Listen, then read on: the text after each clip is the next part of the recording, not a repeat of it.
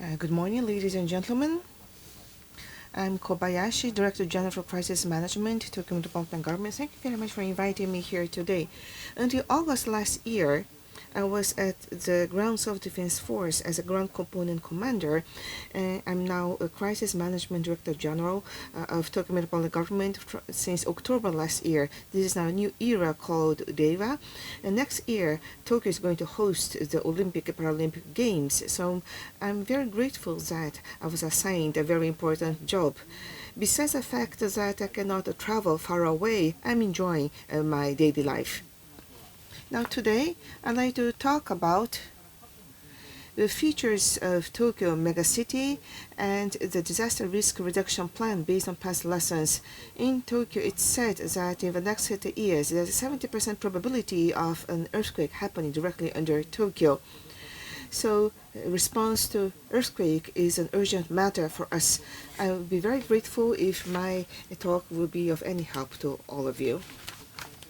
So these are items that I'd like to cover today. There are 3 points. First, I'd like to talk about the features of Tokyo, and then I'd like to talk about the lessons learned from past earthquakes, and then I'd like to introduce the Tokyo Metropolitan Government Disaster Management Plan.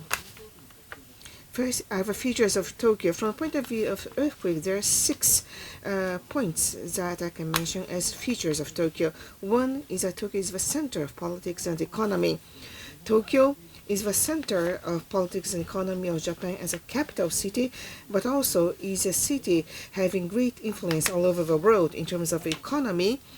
Tokyo is closely related to many cities in the world. If Tokyo is greatly damaged by an earthquake, the impact will be enormous. And therefore, in case of large earthquakes, it is important to minimize the damages and restore and reconstruct as quick as possible. The second point is population. Population of Tokyo is 14 million, which is 10% of the total population in Japan. Even now, there is an inflow of population of tens of thousands every year, and this large number of people lives in a very narrow area. So in the 23 city center of Tokyo, the population density is 15,000 people per square kilometer. There are many important companies and schools in Tokyo, and many workers and students commute every day to Tokyo from the surrounding prefectures. The daytime population in Tokyo is about 15 million. In case there's a major disaster, it means that a lot of people will have to be rescued in a small area, and there will be a lot of people stranded, not being able to return to their homes. The third feature is that there are many non-Japanese residents. At the moment, there are 400,000 non-Japanese residents by nationality, in the order of China, South Korea, North Korea, Philippines, Vietnam, and United States. Also, there are many foreign tourists coming to Tokyo. According to the latest survey, there are about 13.7 million foreign travelers coming to Tokyo in 1 year. This means that there must be special measures implemented for the foreigners in Tokyo. Number 4 is the terrain of Tokyo. Tokyo is long from east to west, and there are also islands like Izu Island and Ogasawara Islands. There are mountainous areas, plain, and islands. The terrain is diverse. In the plain area, there are areas of 0 meters above sea level, occupying 100 square kilometers in case of large earthquake or flood. This is a region with possibilities of a variety of natural disasters, including flood, earthquakes, isolation by heavy snow, tsunami, and volcanoes. So there must be a broad range of disaster risk management. Another fifth feature is artificial structures. There is a concentration of wooden houses, skyscrapers, underground malls. There are many artificial structures, and there are old wooden houses concentrated, which fire could spread in case of earthquakes. This amounts to 13,000 hectares. For skyscrapers, there are commercial districts in the major terminal stations, but also there are high-rise condominiums built, rising the population density. rescue of residents in high-rise condominiums and support for their livelihood is important. For the underground malls, there are large underground malls surrounding the major stations like Tokyo, Shinjuku, and Ikebukuro. People could have been trapped because of earthquake or be submerged underwater because of flood. The last feature is concentration of infrastructure for transportation and livelihood. Supporting commuting of people and their livelihood, there's a vast network of livelihood and traffic infrastructure, waterworks, sewage, electricity, gas, telecommunications. We feel no inconvenience. And also, transportation infrastructure is developed both above and underground compared to other foreign cities. Railway users ratio is very high in Japan compared to other countries. According to a survey, railway users in Tokyo, in the center of Tokyo, is 48%, New York 12%, and Beijing 2%. So there's a very large number of railroad users in Tokyo. In case there are damages on transportation infrastructure by earthquake, this means that the impact will be very large. So these are the features of Tokyo from the perspective of earthquake disaster. Now, let me talk about the lessons learned from the past earthquakes. In Tokyo so far, there are many lessons learned from past earthquakes. I'd like to introduce the following 4 earthquakes. First is the Kanto earthquake of 1923. On the 1st of September 1923, 11:58 in the morning, an earthquake of magnitude 7.9 attacked Tokyo and the adjacent prefecture Kanagawa. 11:58 is noontime where people are preparing their lunch. Many houses were using fire to cook, causing a lot of fires in many places. The wind speed was 50 meters per second, so wind was strong, so fire spread immediately, and many houses were lost by fire, and also many people were killed by the fire. In case of Tokyo, building damages, out of 200,000 buildings damaged, 176,000 or 88% houses were lost by fire. Out of 70,000 people killed, 67,000 or 96% of people were killed by fire. In later earthquakes happening in Japan, we can see that fire is happening, so fire prevention measures is one important issue. In case of Tokyo, there's many places with concentration of wooden houses. Measures against wooden houses is one major policy that must be implemented. The second lesson learned from the Kanto earthquake is reconstruction. For reconstruction, Mr. Shinpei Goto on the slide played a very important role. He became the mayor of Tokyo City then in 1920, before the earthquake. Tokyo at that time faced many problems caused by urbanization, and there were social policies and urban plannings considered, and Mr. Goto was involved as a mayor. When the Kanto earthquake happened in 1923, Mr. Goto was no longer a mayor, but he became the president of the Tokyo Reconstruction Agency, which was newly established on the 27th of September, and he formulated the Tokyo Reconstruction Plan. The reconstruction plan was very large in scale, including large-scale road planning and zoning.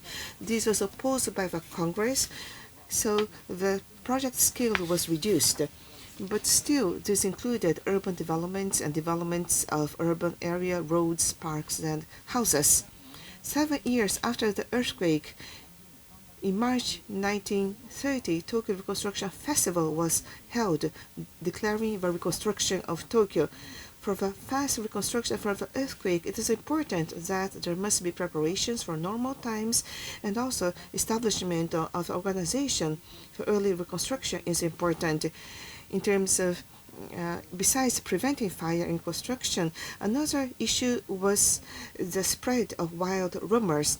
The 1st of September, the date of the earthquake, is now designated as a Disaster Prevention Day, and there are many events for disaster risk mitigation in many places in Japan. Next is the Hanshin Awaji earthquake of 17th of January 1995. This damaged the southern part of Hyogo Prefecture and Kobe City, which is a major port in Japan. Earthquake happened early in the morning, 5:46, so many people were still asleep.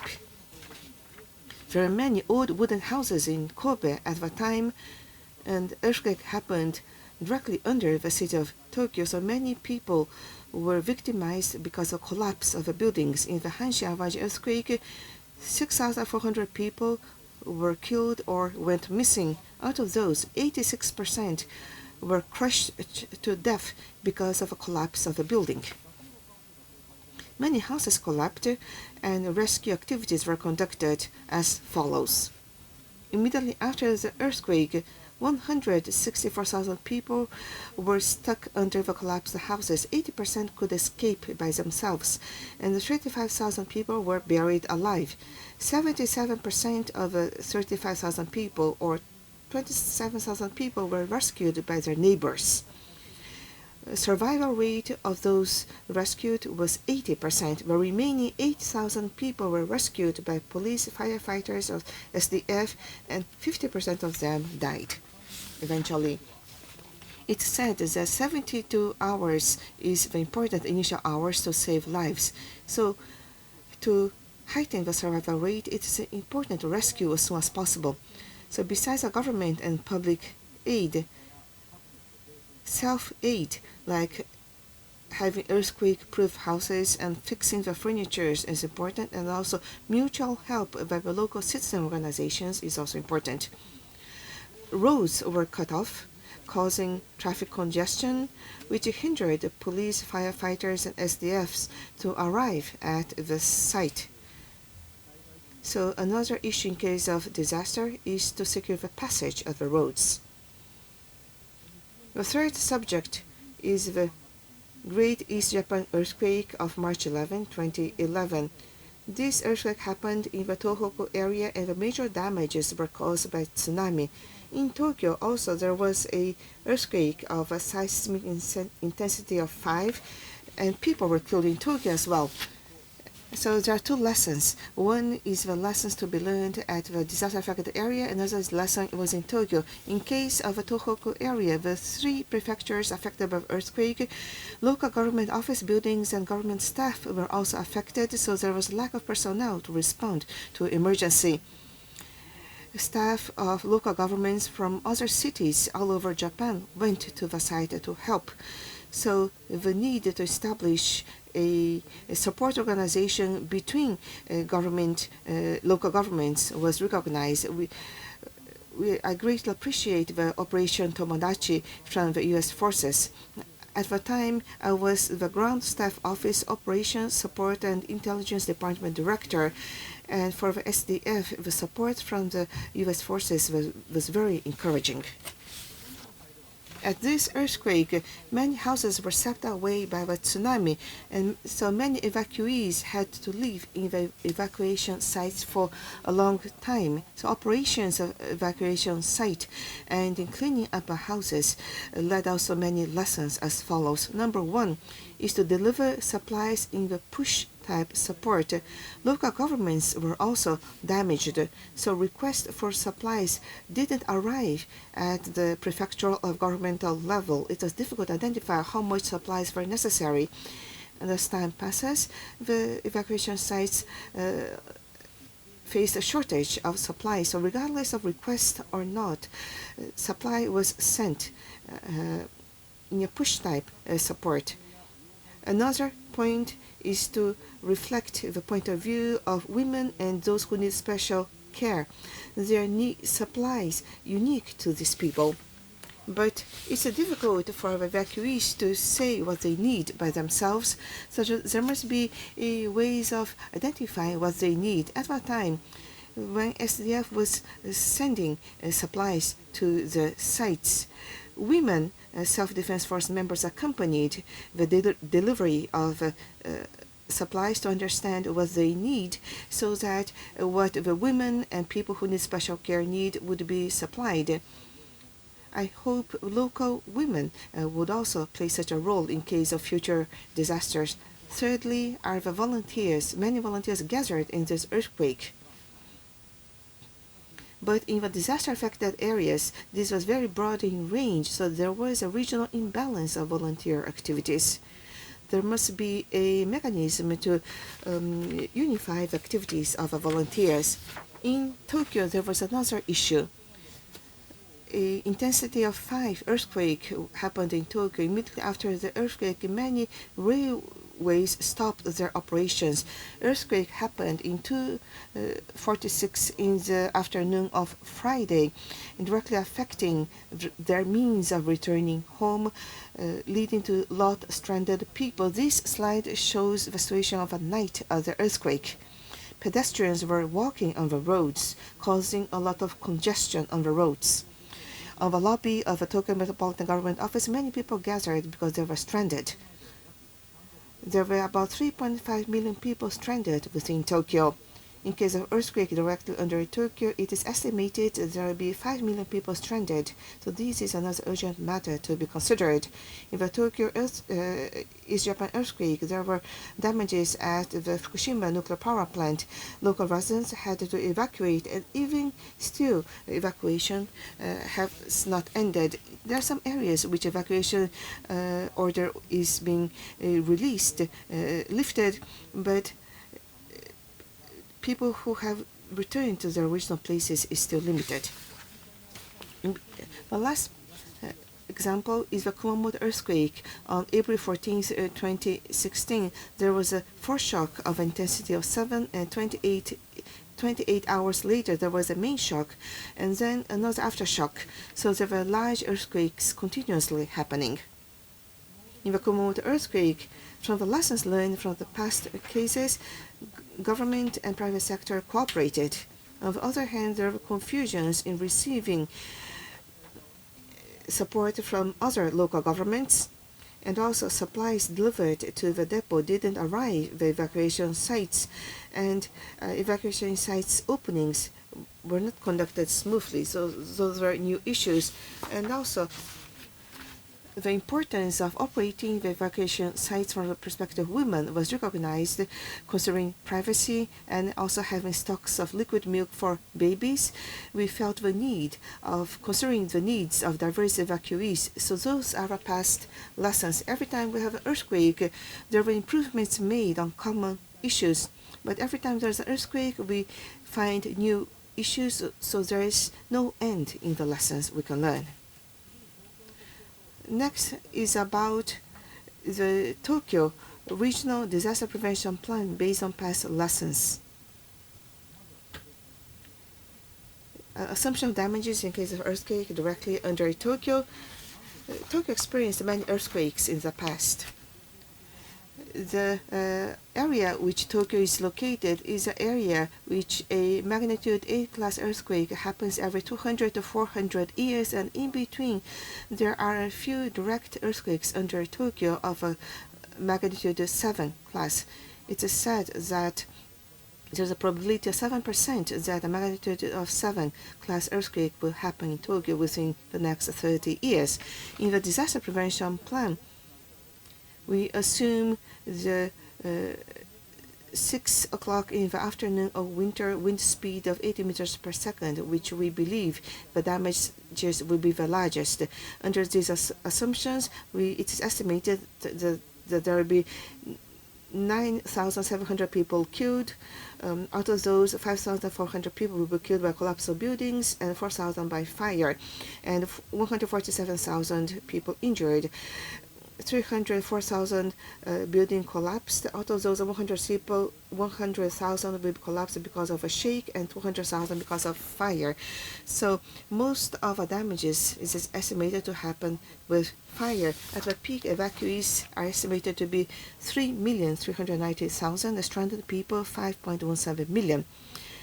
The maximum height of tsunami estimated to be 2.6 meters, so a part of a coastal area will be flooded, but no large damages are assumed. So based on those assumptions, based on past lessons, the Tokyo Regional Disaster Prevention Plan was made. Under this plan, this covers a broad range of timelines from prevention measures at normal times and emergency measures immediately after the earthquake and reconstruction. There are three perspectives. One is to build a strong city against earthquakes by consolidating self-help, mutual help, and public help. And number two is to make a crisis management organization to protect the lives of the people under capital function.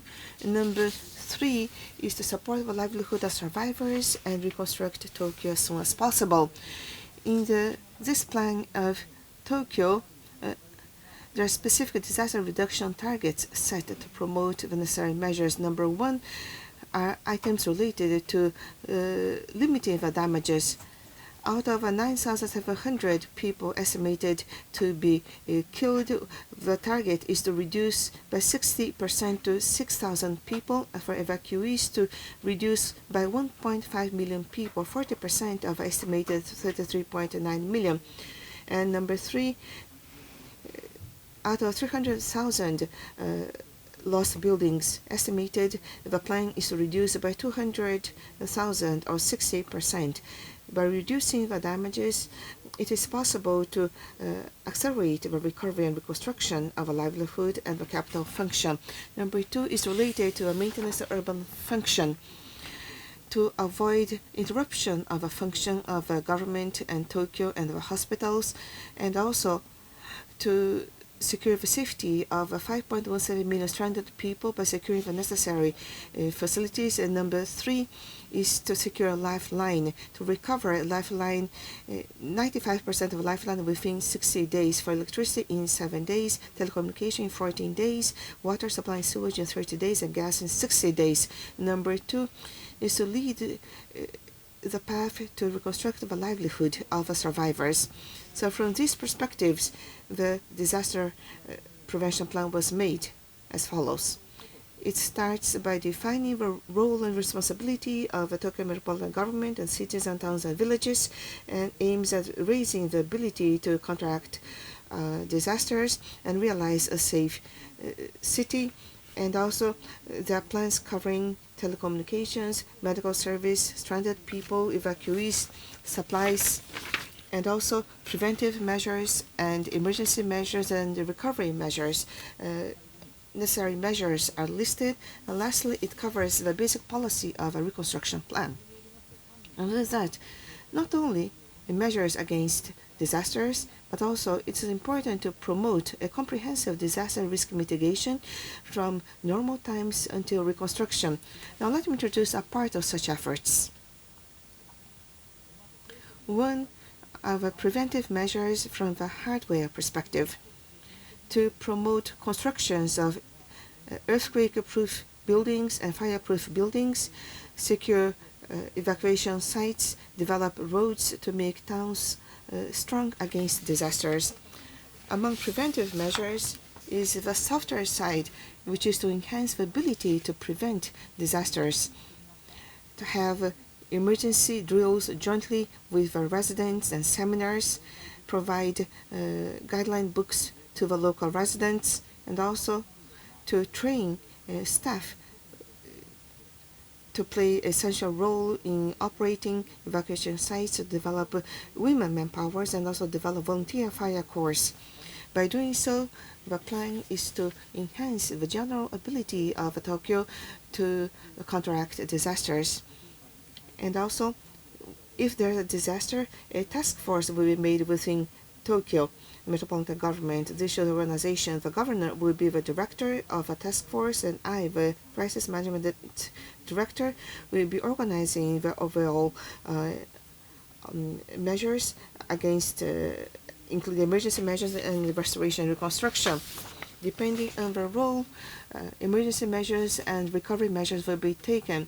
And my role is to take the lead so that everything will be conducted without leaving anything undone. And reconstruction headquarters will be established. In May this year, a tabletop exercise was made together with the Ministry of Defense and self-defense force called JXR, assuming earthquake in Tokyo. I also participated in this tabletop exercise, and there were drills conducted together with a self-defense force on cooperation and coordination. This shows the flow of emergency and recovery measures in case of a disaster. In the initial 7 to 82 hours, we will focus on rescue, relief, fire extinguishing, and also there will be medical care, traffic regulations, cleaning roads, and measures against the stranded people. After 72 hours, there will be search for people missing and clearing roads, but also there will be more focus on support for livelihood and operation of evacuation sites and also recovery of a lifeline. After 1 or 2 weeks, activities will be continued, but also there will be more focus on disposals of debris, disinfection, operation of temporary houses, and there will be shift to the reconstruction of livelihood. This is the outline of the emergency and recovery measures in the plan. So these were lessons learned and the Tokyo's disaster prevention plan. Once such an earthquake happens in Tokyo, there will be a very large impact. Olympic and Paralympics Games will be hosted in Tokyo next year, so we will continue to do our best in improving the safety and security of Tokyo. This concludes my presentation. Thank you very much.